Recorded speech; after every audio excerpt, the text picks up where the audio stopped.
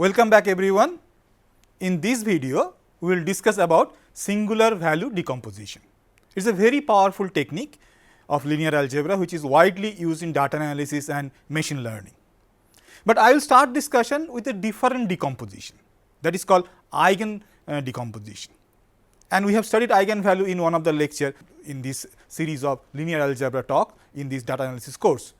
So, let me start with what is the eigenvalue and what is the eigenvector. So, if you remember, if I have a square matrix, remember eigenvalue, eigenvectors are defined only for square matrix, right. So, if I have a square matrix A and then its eigenvector is called V and the eigenvalue, corresponding eigenvalue is lambda, is such that if I make A into V, the matrix into the vector, eigenvector, that will be equal to lambda into V. That is our definition of eigenvalue and eigenvector. What is happening? Just to remind you what we have discussed in another lecture on eigenvalues and eigenvectors. This is my eigenvector V. If I multiply this with A, I am doing a linear transformation A into V, and then I get a new vector lambda V. So, the direction of the vector does not change, only it remains on the same span, either it gets squeezed, elongated, or it gets flipped on the same line, right. That is what is called eigenvalue and eigenvector. So, now let us take an example. We have looked into that example earlier also. So, I have a matrix A 1 2 2 1, it is actually symmetric matrix if you remember. So, it has 2 eigenvalues and 2 eigenvector. Eigenvalue 1 lambda 1 is 3 and the corresponding eigenvector is V 1, this is 1 1, and the second eigenvalue is lambda 2 and the corresponding eigenvector is V 2 minus 1 1. I have color coded them because I will mix them together, create new matrix and vectors. So, it will be easy to understand. Okay. So, now let me rearrange this term and write in another way. So, what I have done here, I have taken matrix A and I have multiplied with the first eigenvector V 1. So, I get that equal to lambda 1 and V 1, right, that is by definition. Similarly, here I have A into V 2 vector, eigenvector second one, and the second eigenvalue into V 2, the second eigenvector, corresponding eigenvector. So, I have two equations, right. So, I will now take this first equation and this second equation and I will club them together in a single unit. I will put them together in a single unit using matrix operations, right. So, what I will do? Let us start. What I have done, this is my A, you can see, right, this is my A, and I have taken the first eigenvector and put it here. So, this is my V 1 and side by side arrange the V 2, the second eigenvector. So, I have created a new matrix using V 1 and V 2 and I am multiplying A with that new matrix, right. So, what do I get? I will use the rule of multiplication of two matrices. So, I get this one. You can try yourself. So, first you will take this column and the first row, you will get this one, then take the first column and the second row. So, you will get this one. In this way, if you do the multiplication yourself, you will find I am getting a matrix 3 1 3 minus 1. Now, look carefully to this matrix. This is 3 3, right, this vector, this column vector is 3 3. So, if I multiply my V 1 vector, first eigenvector with its eigenvalue 3, I will get this vector. Similarly, look into the second column vector of this matrix that I have got by multiplication 1 minus 1. If I multiply my eigenvector V 2 by this lambda 2 eigenvalue, I should get this one. Try yourself, you will get that one. That means, in this new matrix that I have got by multiplying this matrix and this matrix is actually hiding those eigenvalues and eigenvectors, right. So, let me expand that. So, I can write this product that I have got just now is equal to again that same matrix. This is V 1 and this is V 2. Now, what I have done here in the next matrix is a diagonal matrix, right. Only there are non-zero element in the diagonal of the matrix, all other values are 0. And what are the diagonal element? The first diagonal element is this one is lambda 1, the first eigenvalue, and this one is the second eigenvalue. Now, you do the multiplication using the rule of multiplication of matrices, you will find you will get this matrix. So, now I will equate both the thing, what I have the multiplication that I have done in the previous slide and the multiplication in this slide. So, what I will get? I have A, I multiplied that with a vector V, I will write that as a capital V, because that has two column vector. The first column vector is V1, the eigenvector, the first eigenvector of A, and it has a second column vector V2, which is the second eigenvector of A. That will be equal to the same V matrix, capital V, remember, not small v, and this one I will call lambda, capital lambda, because it is hiding my, it is a diagonal matrix, it is a diagonal matrix with lambda 1 here and lambda 2 here in the diagonal. So, what I have got? I started with a single matrix, I know its eigenvectors and eigenvalues. So, now I have represented this eigenvalue eigenvector relationship in a different way. I have written A into V, capital V, is equal to capital V into lambda, capital lambda. Capital lambda is a diagonal vector with the eigenvalues along the diagonal. So, if I just recapitulate what I have done till now, I started with A, I have clubbed the eigenvectors to create a new matrix V, capital V, and remember, usually in the subsequent slide I will use this symbol. This V is, this represent a column, right, and this is the first eigenvector, right, and this represent the second eigenvector, and capital lambda, that is a diagonal matrix having two eigenvalues along the diagonal, and that gives me a relation that A into V is equal to V into lambda. Now, comes the part of eigen decomposition. What is the meaning of decomposition? You want to break down something into parts, right, components. So, that is what we want to do in eigen decomposition. I have proved the relationship A into V is equal to V into lambda. I hope you remember what is V, capital V and capital lambda are. Now, I want to separate out A from this relationship. To separate out A, the simplest one would be if I can take on this side the V on this side, but I cannot do the division by a matrix, right, but I can do inversion. So, what I will do? I will multiply both sides by V inverse, right. So, if I multiply, I will get A into V inverse equal to V into lambda into V inverse. Now, what is this? This is an identity matrix, right. If I multiply a matrix which is inverse, I should get an identity matrix by definition, and identity matrix is equivalent to 1, and if I multiply a matrix with identity matrix, I will get back the same matrix. So, I will get A equal to V into lambda into V inverse. So, what I have done? I have broken down, I have decomposed the matrix A in 3 parts, right. And what are those 3 parts? Let us look into it. So, this is my square matrix n into n, just to remind you again, because we are using eigenvalue eigenvector. So, we have to deal with square matrix. So, I have a square matrix A given to me. I have broken it down into 3 components, right. The first is also a n into n, where I have all the eigenvectors.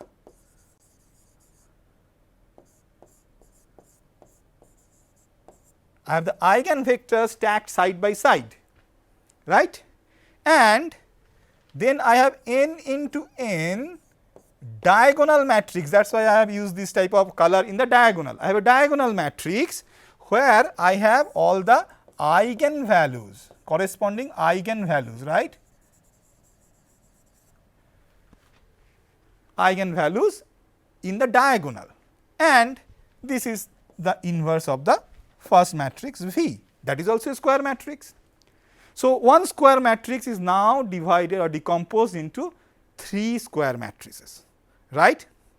And remember, one thing we do usually in data analysis, what we do, we arrange these eigenvalues in order. That means, the first eigenvalue at the topmost corner will have the highest value, then the next one, then the next one. So, that means the eigenvectors are also arranged correspondingly. So, this is the highest eigenvalues eigenvector in the first column, something like that. We do that because in data analysis sometime what we do, in particular some dimension reduction techniques, what we do, we only consider those eigenvectors and eigenvalues which are more important. That means, their values are higher, eigenvalue values are higher.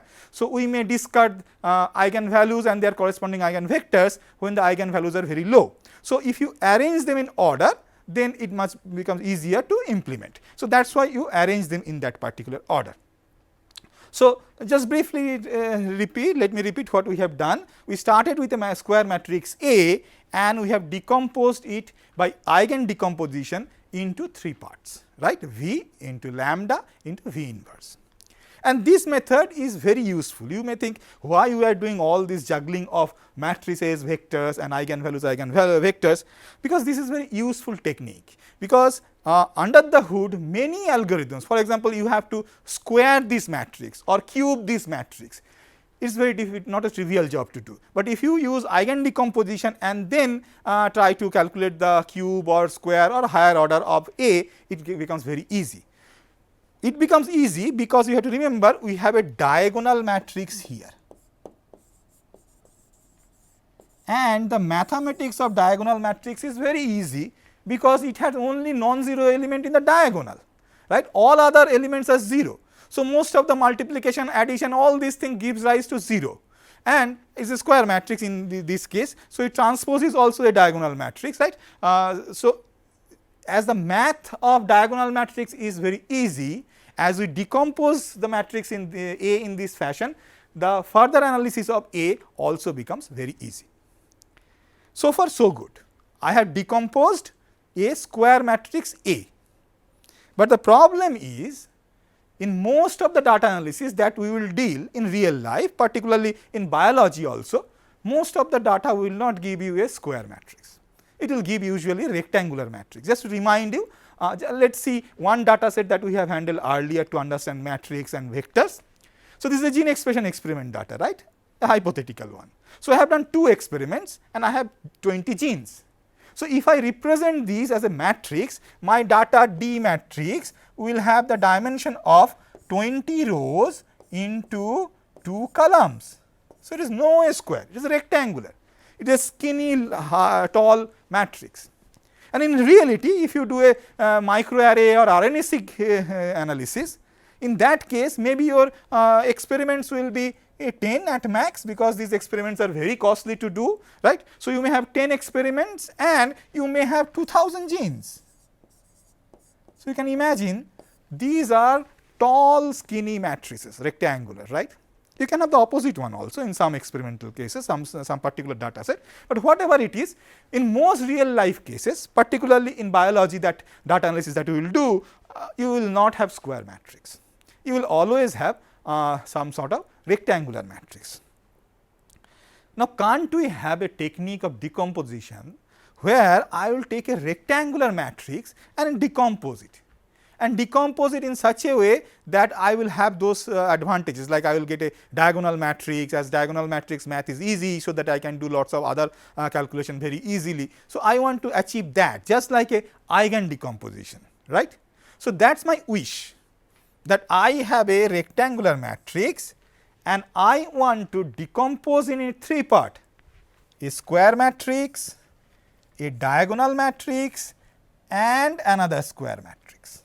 That is all.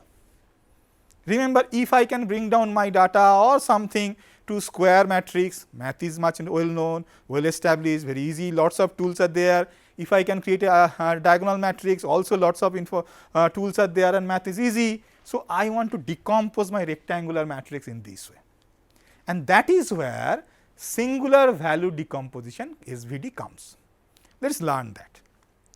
So, what is SVD? SVD will fulfill my wish. The wish is, I have a square matrix A of dimension m into n, where m is not equal to n in general. For this particular drawing, I have shown m is bigger than n, number of rows is more than number of columns, and I will break it into 3 components. U will be a square matrix of m into m, V transpose, the last component, will be a n into n square matrix, and I will have a diagonal matrix here in the middle, whose dimension will be m into n. Just try to use the rule of multiplication. This is m into n, this is m into m. So, m in m matching, whereas this n and n are matching. So, eventually I will get a matrix by multiplying these 3 matrices, m into n matrix. So, the rule of multiplication is satisfied. So, this is what I want, and as I want it, just this wish will not fulfill my wish. So, what I do, I have to put some more constraint in it, and let me discuss what will be the form of u and v and this sigma, right, which is the diagonal matrix. So, the u I want, the u should be a special type of square matrix. It is obviously m into m, but it is a square matrix of orthonormal vectors. Now, what is orthonormal?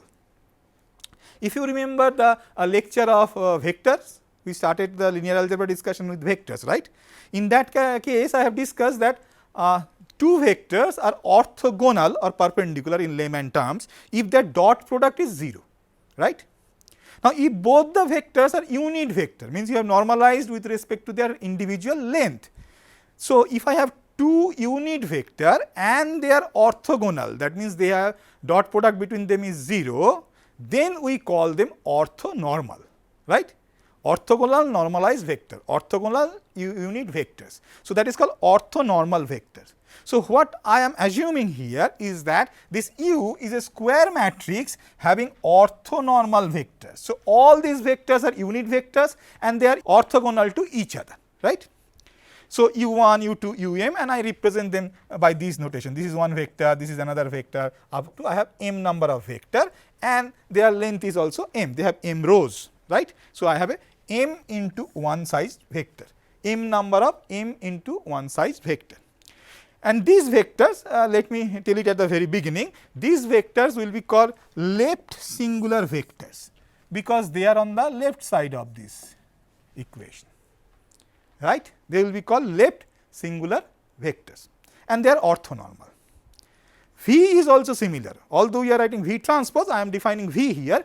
V will be a n into n matrix, where it is made up of vectors, n number of vector, each of them has n into one size, right, n rows, one column, right, vector, and they are also orthonormal. That means, these vectors are unit vector and they are orthogonal to each other.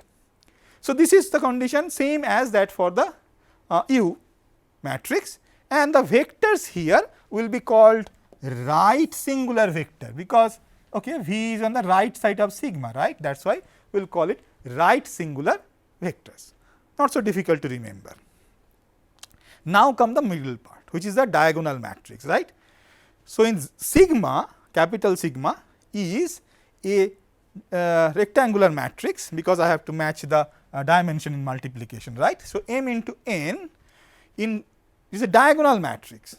So, its diagonal has some term which are non-zero, I will call them sigma 1, sigma 2 up to sigma n, right. These are small sigma, and as it is a rectangular matrix, obviously I will have to use the diagonal, the main diagonal of that rectangular matrix. So, I have these values along this main diagonal, and rest of the values are 0, right. One important thing in this case, we have to remember, we want that this is a positive matrix, that means all these sigma values that I have written, right, are positive values, fine. So, this is one constraint we are putting, and also what we do, just like in case of arrangement of eigenvalues in eigen decomposition, we usually in data analysis what we do, we arrange these terms sigmas in order of priority. That means, I will put the highest positive value first, that will be sigma 1, and next the second value will be sigma 2, the lowest, right, and this will be the a lowest non-zero value, like that. We arrange it in this way, right. So, I have defined u, v and sigma, and I want them in such a way that I will if I combine them in this particular form, I will get A, right. So, in other words, if I decompose A, I should get u, sigma and v transpose. So, now comes the question, that is my wish, and I have defined these properties. There will be orthonormal, there will be diagonal matrix, right. But how should I get those u, v and sigma? That is not very difficult. This is a straightforward linear algebra method. I will show part of it and I will skip some steps. If you are interested, you can do it yourself also. Maybe here and there you may have to consult a linear algebra text somewhere to know some rules, but otherwise it is not so difficult. But for this course, you do not need to go into detail of the proofs either. So, let us start and see the logic and try to understand the logic. So, I want to calculate v and sigma. So, I have this relationship, right, that is my I want. So, multiply both sides of the equation with A transpose. So, I multiplied this side also with A transpose. Now, what is A? A by my definition is u sigma v transpose. So, I put u sigma v transpose and I transpose the whole thing. And now, in this step I have skipped lots of steps. If you want, you can check it out. So, after multiple step of using linear algebra rules, you will land up into this relation. A transpose A is equal to V into sigma square V transpose. I will discuss what is sigma square and what is A transpose A's meaning are. So, I will get A transpose A, right. So, you are multiplying the transpose of A matrix with A on the, that is on the left hand side. On the right hand side, what you have got? You have got a V into sigma square and V transpose. So, now look into A transpose A and its properties. Just like magic of linear algebra, A transpose A, whatever matrix you take A, you will have a very interesting property. A transpose A will be a square symmetric matrix, right. It will be a square matrix, because you started you may have started with a rectangular matrix, but when you multiply with this transpose, you will eventually land up with a square matrix. So, you have a square symmetric matrix. Now, if you remember from our eigenvalue eigenvector discussion, symmetric matrix has a very interesting property in terms of eigenvalue and eigenvector. What is that? Just to remind you, if I have a n by n symmetric matrix like this one, then we have discussed in the eigenvalue lecture is that it will have exactly n eigenvalues and it will have n mutually orthogonal eigenvectors. So, I will get n mutually orthogonal eigenvector. Pay attention to this issue, orthogonal. Remember, I want the vectors in this capital V should be orthonormal, right. So, one requirement is that the vectors has to be orthogonal. Normalization you can always do of any vector by dividing it by length.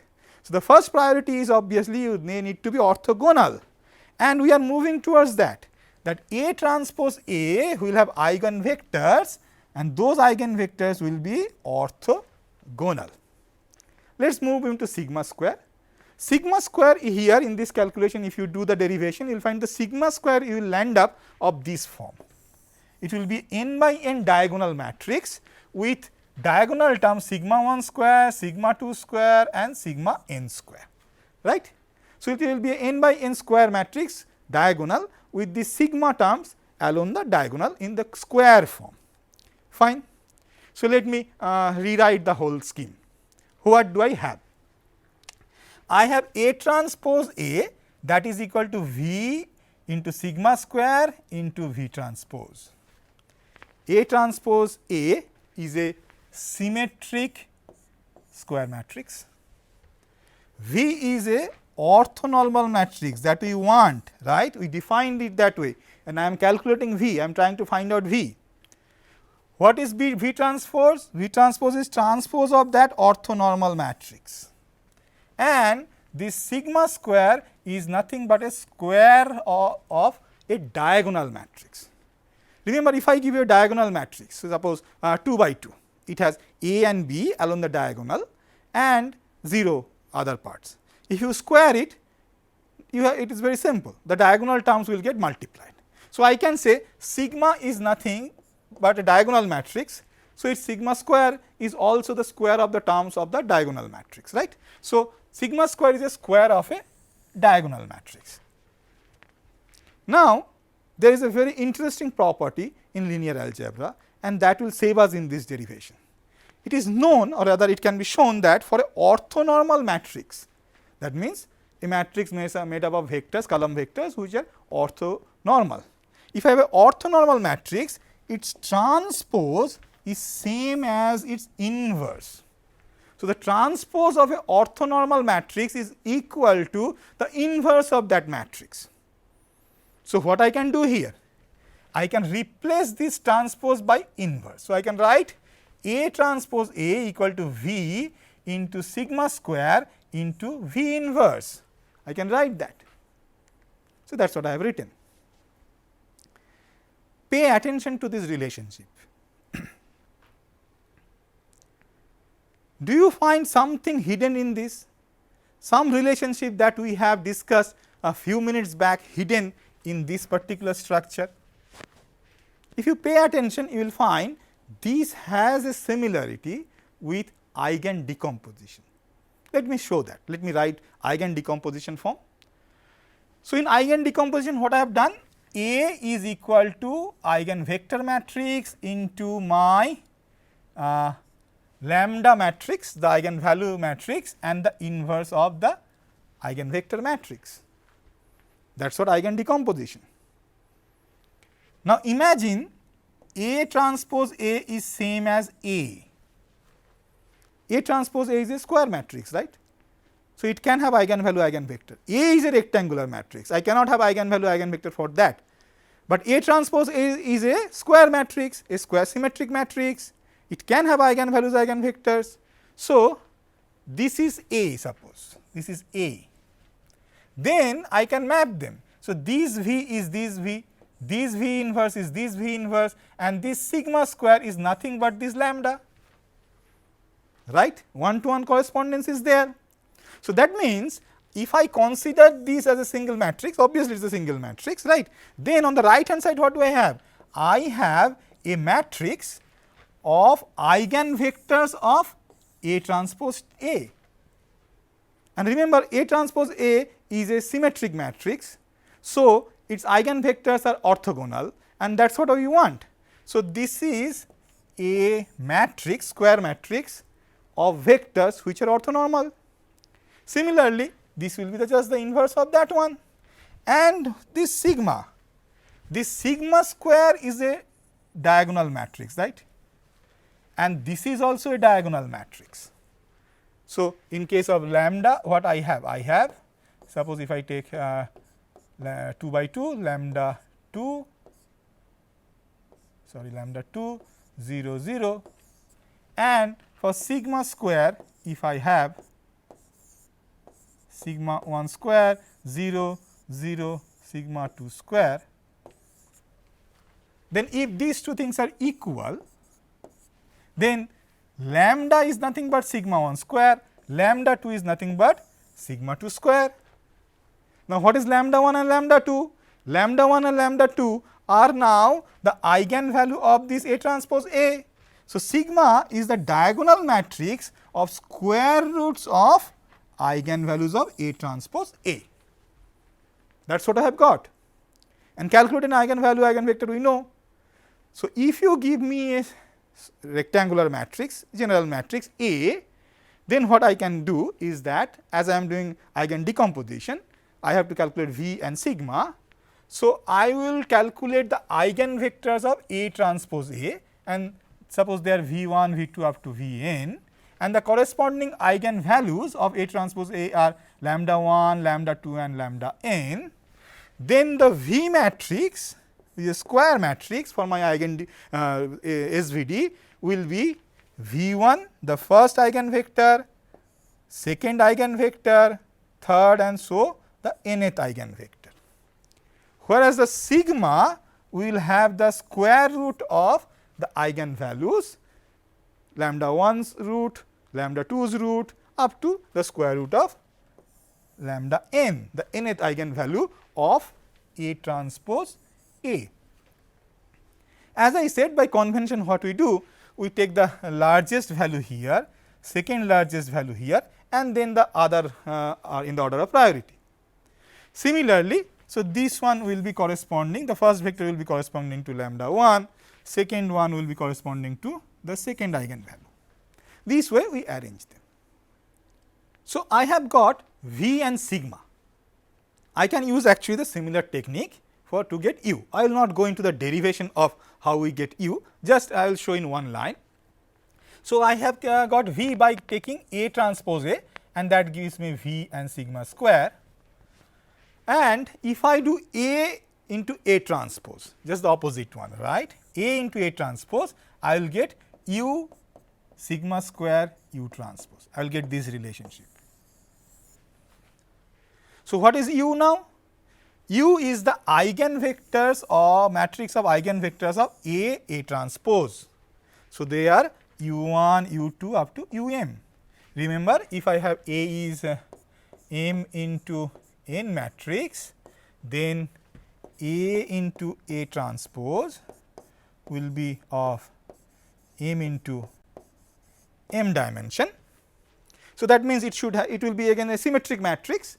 So, it should have m eigenvalues and m eigenvectors, each of these eigenvectors will be orthogonal to each other. So, I have u1, u2, um, all these are orthogonal eigenvectors of A transpose, and I have stacked them together side by side to get a m by m matrix, which is my capital U matrix in SVD. The eigenvalues, if you look into it, you can try yourself or look into the textbook, you will find the eigenvalues of A transpose will be same for non-zero values for the eigenvalues of A transpose A. So, for these two things, the eigenvalues, non-zero eigenvalues are same, only there will be some eigenvalues extra in one case depending upon the value of m and n, which will be 0, right, because the dimension has to be matched, because this is m into m, in the other case it was n into n. So, non-zero terms will be same, 0 terms will be extra zeros or less 0 will be there, depending upon the relation between m and n. So, what I have got?